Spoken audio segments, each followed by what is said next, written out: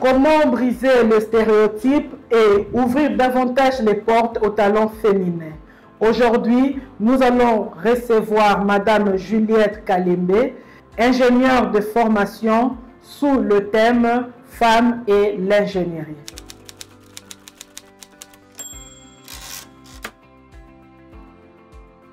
Oui, mais la situation reste contrastée parce qu'il y a des entreprises qui fournissent beaucoup d'efforts pour reconnaître la parité et la valeur ajoutée des femmes dans le métier d'ingénierie, mais d'autres entreprises pas. Donc, il y a encore des stéréotypes disant que la femme ne pourra pas exercer facilement des métiers dits métiers d'hommes. C'est vrai que les femmes sont sous-représentées dans beaucoup de domaines d'ingénierie, par exemple le génie électrique, le génie mécanique, mais il y a en tout cas d'énormes efforts qu'on a consentis pour essayer d'assurer une égalité des chances.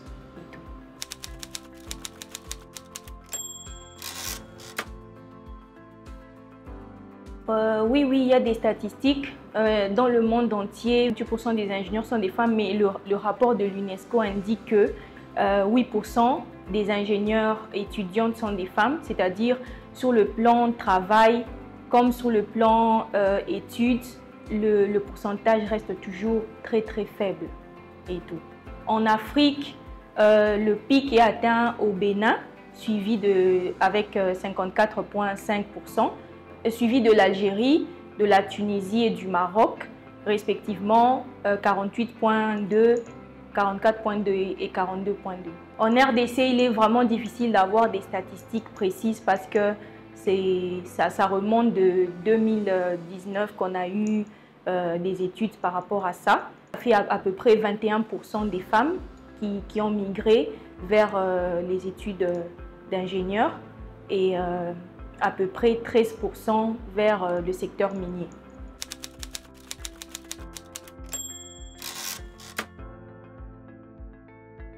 À la CGT, en termes de représentativité, le taux est très faible.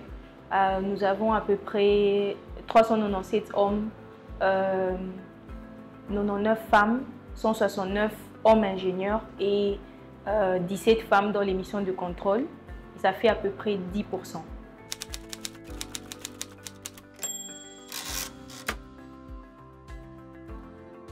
Effectivement, la CGT encourage vraiment la femme ingénieure par ses programmes comme la célébration de la Journée internationale des femmes ingénieures qui intervient chaque 23 juin et aussi par un programme comme Expo Béton qui met en valeur la femme ingénieure où l'une des nôtres donne les explications des différents équipements que l'on utilise dans les études des projets.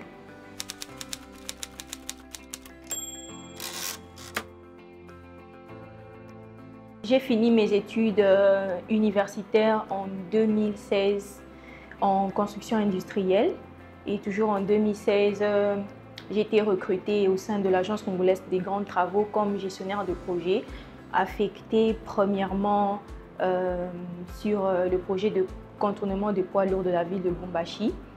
Et de là, je suis passée contrôleuse des travaux de la route Lubumbashi-Kasumbalesa-Ivoire de Lubumbashi. Entre autres, nous avons supervisé plusieurs avenues comme Lili Mwamba, Kalulaku, Muchebele, André Lumbu, Cosmas Chungu. En tout cas, bref, plusieurs avenues de artères de Lubumbashi.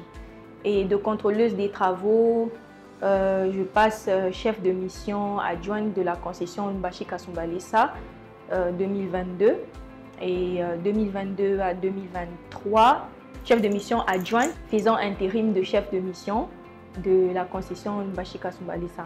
Et puis en 2023, je passe chargée des questions techniques à la division de gestion des cellules chargée du suivi et du contrôle des recettes des péages des concessions dans l'Agence congolaise des grands travaux et maître d'ouvrage délégué.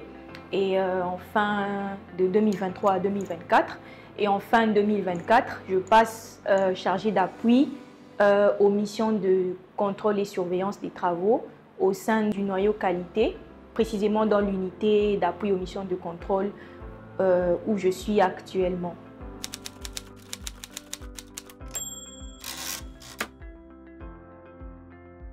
Il y a plusieurs mécanismes à mettre en jeu pour encourager les femmes, mais moi je pourrais en citer que 5, la liste étant non exhaustive.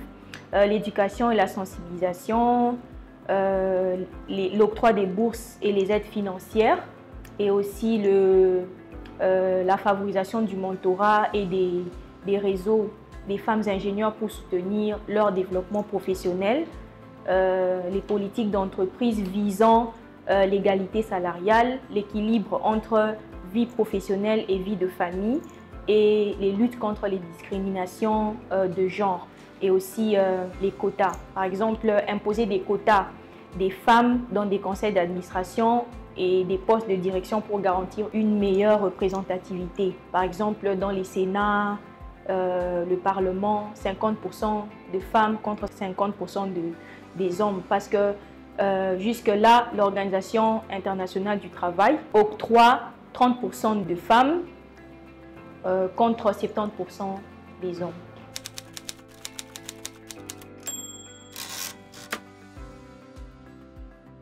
Je leur dirais de prendre conscience de ce qu'elles sont elles-mêmes, ces jeunes filles, de ne pas se laisser intimider et de dépasser les stéréotypes, de croire en elles-mêmes et d'oser.